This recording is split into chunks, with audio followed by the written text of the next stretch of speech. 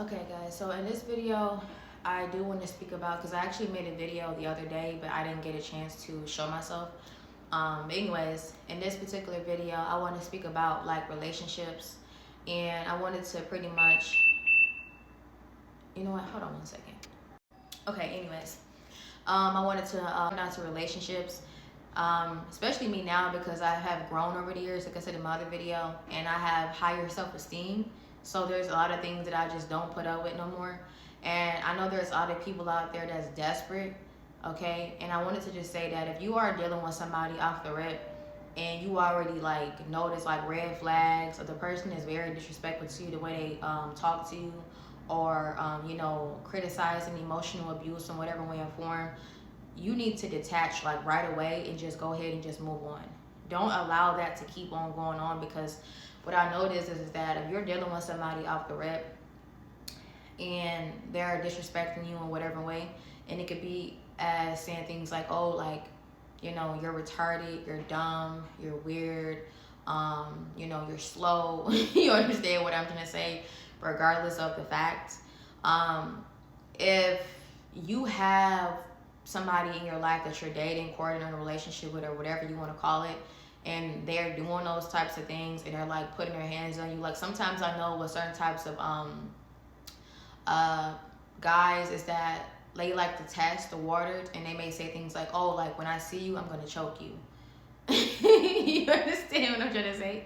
And it's not funny, but I'm saying like they do stuff like that. Like they'll like test the waters, like, oh, I'm gonna knock you out. You know how they want to like fight, but they want to like turn it to something else? It's like, look, cut all that out first of all, right? It's okay to like have like little inside jokes and like play around and all that type of stuff, but I feel like if you feel uncomfortable, or they already kind of like showing you red flags, because what's going on is that, first of all, I'm gonna just say this, what's happening is that a lot of times they may not put their hands on you, but they may say things as far as it within their words that let you know over time what will happen if you constantly continue to keep on allowing it. So for example, like I said, they're like, hey, you know what, I'm gonna knock you out, or I'm gonna choke you, I'm gonna slap you. If you don't put a stance to that and say, hey, you know what, if you keep on disrespecting me, I'm not gonna be talking to you anymore. Okay? And I want you to let you know this, just for as a resource, there's a thing called unlawful contact. Okay?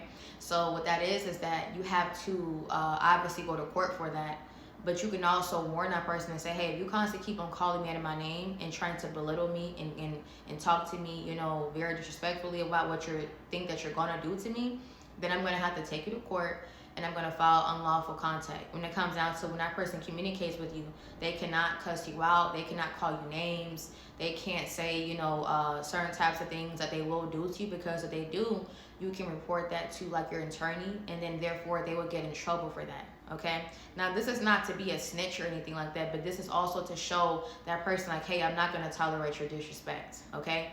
Because some people, you know how when you look at somebody and you think that they're okay, they're cool, you want to get to know them or something like that, right? And then when you get to know them, you start to realize how ugly they really are inside out. Because like I said probably before, a fruit can look healthy on the outside, but if it's molded on the inside, it's not good quality, regardless of the fact of how good that it looks. So if somebody is already, verbally disrespecting you, then you need to just put it into it, stand there for yourself. Especially if you don't like and say, hey, I don't mind, talking to you, but if you're going to talk to me, you cannot talk to me in that type of way. You cannot say those types of things to me. And you do it one more time, I'm cutting you off, I'm blocking you, I'm changing my phone number, or, whatever you feel like you need to say to that person. If that person does not listen, then take the steps I'm saying and it can help you out.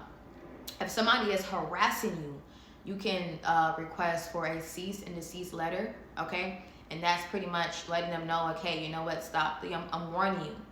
Okay? And then after that, if they don't listen, then you can take it to the next steps. And the reason why I'm saying this is because some people, they're in relationships or whatever they're in, and they don't have these types of resources. No one's telling them nothing. If somebody is hurting you, harming you in any type of way, call the police. You understand what I'm going to say? If you don't have anybody there to protect you, now remember, God is always there. But at the same time, God also wants you to use the conscience that he has given you, and the tools that's there to help to protect you. So if no one's there to protect you and somebody is hurting you and harming you, you don't go back to that person. You have to get help. Because sometimes by you doing that, you're also helping somebody else out in the future, but you're also protecting yourself. And a lot of times they may start to respect you. But if they're like disrespecting you time and time again, and if you keep going back, they're not gonna just magically change your mind. But essentially, they may think that something's wrong with you, because in their mind they're saying, okay, we keep on disrespecting you. We said this, we did that, and you still coming back around us. Yeah, something got to be wrong with you. Because it's like, if you know a house is haunted, right? And you know if you go into that house, you're gonna get beat up or something like that, or that person, they have a lot of weapons up in there and they hurt people or whatever, and you know if you go there, what's gonna happen to you. Why would you actually go there into the house if you know what they're trying to do to you? Even inside the Bible says that the wise ones see the danger ahead and conceals themselves, right? But the stupid one pretty much keep on going right ahead and suffer the consequences. So at the same time, it's just like, use your brain that God has given you, but at the same time, it's just like, don't try to deal with people that's not loving you correctly. I understand, like, you may want to be loved. You may want a friend. You may want a relationship partner. But if somebody is not loving you the way that you deserve to be loved, you need to wait, trust in Jehovah God, and you need to really remove yourself from that, because you don't want to be with somebody that's not respecting you. Then, right now, when you don't have low esteem, if you eventually do have high self-esteem, you will look back and you will like look at yourself. You're like, man, if only if I would have just did this or did that, because it's like your higher self looking at yourself when you didn't have that love for yourself, when you didn't have that respect for yourself. So I'm not saying this to be your mama. Okay, again, remember, take this advice with a grain of salt. But if it's going to help you, I hope it does. That's the point, right? I'm not just speaking this, for nothing. But, love yourself and respect yourself, and don't allow anybody to abuse you for love, because at the same time, essentially, no one's perfect. But if you have to go through all that drama and problems, just to be with somebody, then that person is not for you, because the Bible speaks about that God is not the author of confusion.